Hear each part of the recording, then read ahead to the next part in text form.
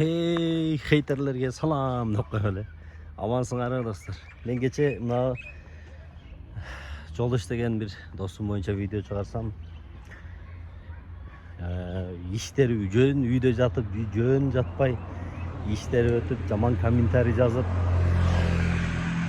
оозлорунан агыт келип, карайт чыгып, ушундай бир мындай ичтар көрө албас адамдар бар экен деп койдум да өзүм.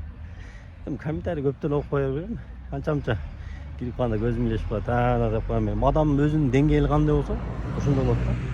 Анан алар ошентип отуруп бирөөлөргө жаман мага ушул тарткан видеолорума, сүйлөгөн сөздөрүмө сын тагаардан мурун өзүңүздөр чыгып, ошолорчу өздөрү ушинтип тартып, ошентип сүйлөп чагылдырып бериш керек да. Мен ол дос боюнча 20 000 айлык десем, кээ бир киши ишенбейт. Ал 20 000 болбойт, ал жетпейт тиги бу деп. Жай айланайын. Эгерде ишенбесеңер интернет кирип карагыла, Ташиев Ошко келип, мэриянын алдында баягы 130 техниканы тапшырып атканда, ошол айдоочу менен жолуккан видеосу бар. Айлыгың канча десе, 16 000 сом дегени бар. Камчыбек Ташиев өзү дагы айтканы бар, 16 000 сом аз дегенчи. Бул эми факт эми муну эмне көтөрүлөт, эми жакында көтөрүлөт. Ошол.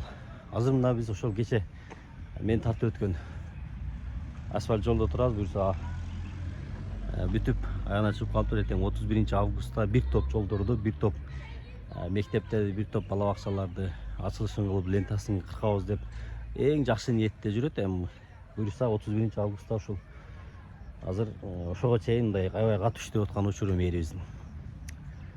Ошол.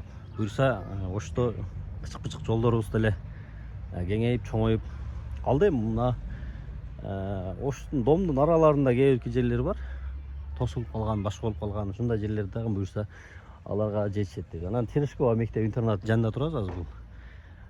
Камчыбек Ташиев окуп кеткен жер. Бул өзү ремонт кылып, кече ремонту башталып бүткөндөн бери ушул жерге 2 жолу келип кетти. Терешкова сонун кылып азыр ремонт кылып, аябай сонун шаттарын дагы сонун кылып койду. Ошо Кыргызстаныбыз өнүгө берсин, ошубуз гүлдөй берсин. Оштун мэринен бүт бардык жетекчилер үлгү алышсын. Ошол хейтерлердин дагы бардыгыңарга салам. Силер жок болсоңор жашообуз эригиштүү болуп кетет. Андыктан комментарийден жазып тургула. Мага сындан тагып тургула. Ал мен үчүн наоборот жакшы болот, наоборот сонун болот да. Значит, мени бирөө көрүп атыптыр.